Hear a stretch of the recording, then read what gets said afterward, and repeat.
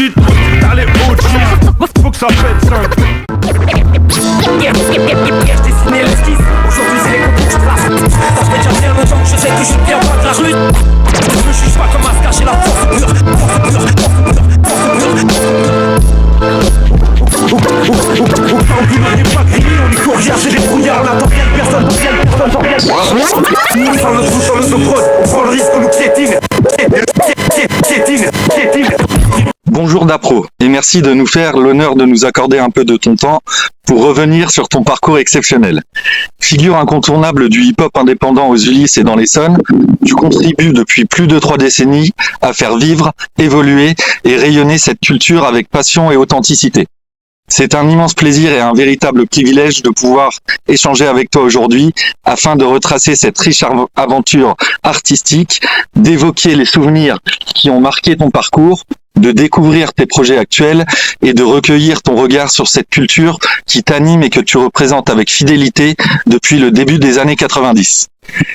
Salut Dapro. Tout d'abord, pour commencer, est-ce que tu peux te présenter et nous raconter ton parcours en quelques mots ?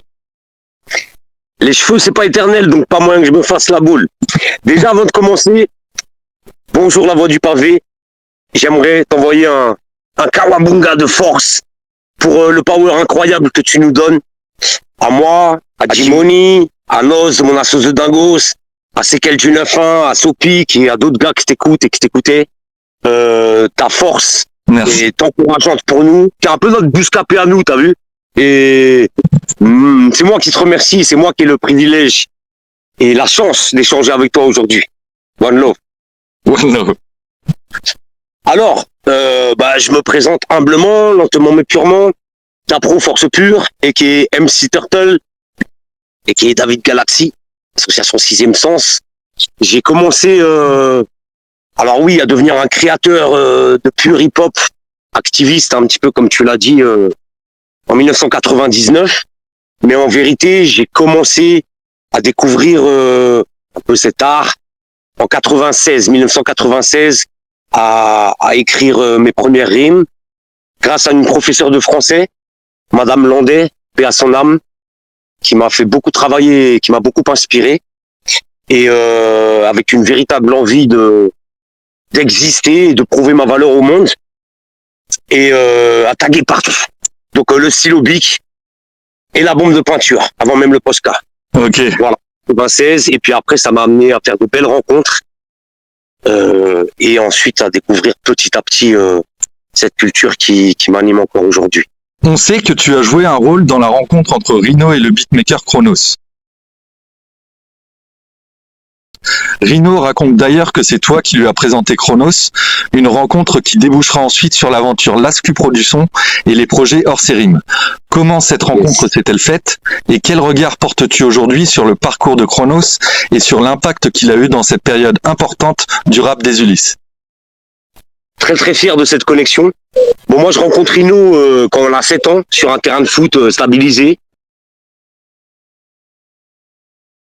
On se vanne sur le terrain, on va échanger des pins ensemble. Je sais que c'est un gaillard et que c'est déjà quelqu'un et je l'aime bien. Et on va commencer le rap à peu près à la même période. Chrono, je vais le rencontrer dans un gymnase quand je vais au club de Gif sur Yvette, et je vois aussi un mec qui beatbox en attendant que le match commence et tout, qui me dit qu'il fait des beats. Moi je lui dis que je rappe et ça devient un poteau naturel, c'est pas n'importe qui Chronos. Donc déjà là, ça va matcher entre les deux. Et puis je peux pas tout faire avec Chronos. Rino il cherche, et ça tombe bien. Et puis ils vont bien s'entendre parce qu'ils ont 2 personnalités tous les deux. Je suis hyper fier de ce qu'ils ont fait ensemble. La hors série 1, elle est mythique. La 1,5 aussi. La 2 aussi. Ce qui est juste dommage, c'est après, quand Rino a choisi des prods qui n'étaient pas celles de Chronos, ça m'a moins parlé, moi, musicalement. D'accord. Mais par contre, la connexion entre deux, elle est véritable. Rino, Dapro, Chronos, il y a encore quelque chose amicalement qui se passe et on va se revoir bientôt. Comment débute ton aventure avec la sauce de Dingos? T'as le bonjour de la rue, de nos gadgets et de leur gros. T'as le bonjour de la rue, de nos voyous, de nos braqueurs et de nos détenus. Bonjour la rue. De nos 635, de nos pitbulls et de nos lards. Bonjour la rue. On a la rage des putes des maisons de skull et de leurs écus. Ça commence par un concert à Morangis, où Nos et moi, N-O-S-S, avec qui je m'entends super bien et j'adore faire ses bacs. Et on a préparé un concert de ouf pour un concert à Morangis, Morlingzou, dans le 91, quartier Lormeto, dans le parc de la ville, pour un événement que Jox et sa famille avaient organisé pour soutenir les victimes du tsunami. Il y a énormément de monde dans le parc. On va rencontrer Fredika, Chino, MDB, un grand monsieur. Et donc, par la suite, Fréco. Il se trouve que Nos et Fréco, ils ont des liens familiaux. Il se trouve qu'ils s'entendent hyper bien et qu'ils sont fous tous les deux. Fréco va relancer la sauce de Dingos avec son gars Nix, son gars Lars, dès que Lars mec, et NOSS, le quatuor. Et petit à petit, va se greffer autour Jox, l'ami d'enfance de Fréco, Sergio Lini, Oscar, Tonnerre, Mexicain, etc.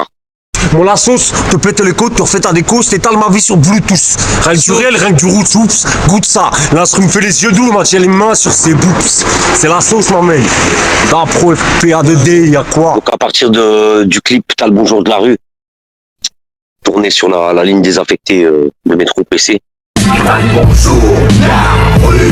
De nos voyous, de nos braqueurs et de nos détenus. Bonjour la rue. Et la soirée qui va en découler, j'aime bien ces gars. C'est réciproque et petit à petit on me demande d'intégrer la sauce de Dingos. Je dis ok, tant qu'on respecte ma force pure. Ah. On m'a dit oui. Et là c'est parti. Donc j'ai intégré la sauce de Dingos en 2008. D'accord. Grâce à NOSS. One love mon beau. Pied de vigne. Te considères-tu aujourd'hui comme un passeur de mémoire ou un témoin de cette période? J'ai 47 ans, alors si je me considère pas comme ça, c'est que je suis un poisson rouge et que j'ai plus de mémoire, ou que je suis un putain d'égoïste. Mais en fait, ouais, passeur de mémoire. Et c'est pour ça que ça a un petit peu du sens, notre interview aujourd'hui, c'est pas de la promo. Pour moi, c'est effectivement faire le lien entre ce passé, mon présent, ce qui arrive, et ce qu'on a vécu, et ce que les grands frères et grandes sœurs ont vécu, et que j'ai pu comprendre culturellement, sociologiquement, sociétalement, politiquement, rapologiquement, artistiquement, à plein de niveaux. Ouais, passeur de mémoire, ouais, tout à fait. La notion de laisser des traces dans ce monde, et dans le monde du hip-hop aussi, et dans le monde culturel, c'est précieux pour moi. D'accord. C'est précieux. Je suis d'accord avec ça. Via les ateliers aussi, qu'on peut mener, avec mon association Sixième Sens, ou des stages de danse, de graffiti, de calligraphie, d'écriture, des conférences autour du hip-hop, des projections sur le street art, le graffiti, il y a beaucoup de choses. Le plan, c'est l'éducation du peuple par le peuple. 26 lettres, un cerveau, un cœur. Une écriture, un stylo pour fuir. Et toujours de l'encre pour vaincre la peur. C'est vous, C'est vous, c'est vous la relève. c'est vous l'avenir. Et votre avenir, nous, Notre avenir, nous le voulons positif. voulons positif. EKS